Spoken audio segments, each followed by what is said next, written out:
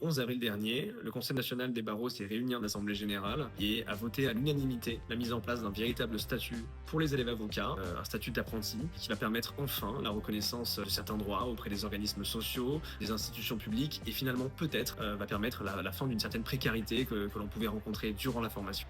C'est révolutionnaire parce que ça fait 20 ans que le dossier est sur la table. C'est en cela finalement que c'est révolutionnaire. Chaque partie s'est fait entendre. Les syndicats sont mobilisés.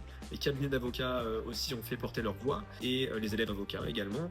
Donc on a finalement réussi à aboutir à quelque chose d'utile pour tous, pour la profession, avec une approche différente aussi du recrutement, avec une approche plus professionnalisante, plus formatrice. Et pour l'élève avocat également, puisqu'il pourra enfin suivre une formation dans des conditions dignes, sans forcément avoir à faire de prêts, sans forcément avoir à faire des jobs alimentaires. Tout le monde y gagne et la mise en place de ce statut-là sera progressive.